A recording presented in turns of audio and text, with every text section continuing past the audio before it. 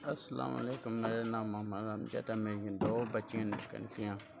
मेरा और कमान अलग को नहीं, गरीब बंदा के अगर 5,000 दे गए सी और बड़की फौत हो गई, उधर लग गए इतनी गुंजाइश नहीं वगैरह मैं अपना ना इलाज करा सकूँ।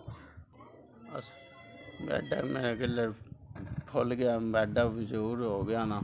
अगों मेरे हड्डियां का भी मसला, 2 महीने हो गए मंजी ते पे हैं।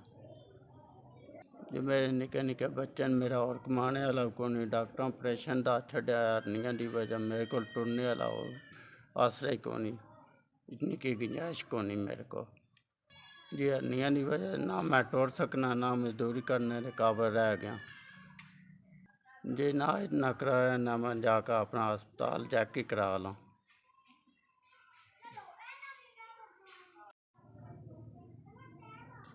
ये भरा वे मेरे वीरों थोड़ी इतनी मेहरबानी है कि ना मेरा इतना मदद की है वे, तो मैं गला सारा सुजी है। अगों मेरे हड्डियां का मसला है, अगों मेरिया निक्कियां निक्कियां बेटियां नूना को चलो को दुध शुद्ध लैवान का कोई लैन दैन को अपना इलाज कराने का।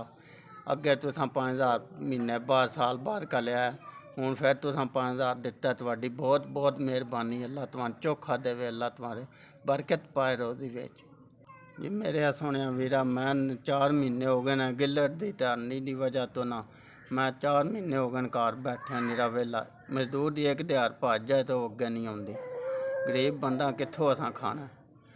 सिर्फ है थोड़ा दिते 5,000 आंदा पाया तो वो दवाई शवाई को लेना पाया मैं। अल्लाह तो जे तुम करे गरीबों की मदद करते हो तो सक्के भरा भी नाल ते जम्मे भी छड़ जाते पिछाड़ जाते। थोड़ी बहुत बहुत मेहरबानी, अल्लाह तुहानू चोखा देवे, अल्लाह तुहाड़े बच्चों की जिंदगी करे।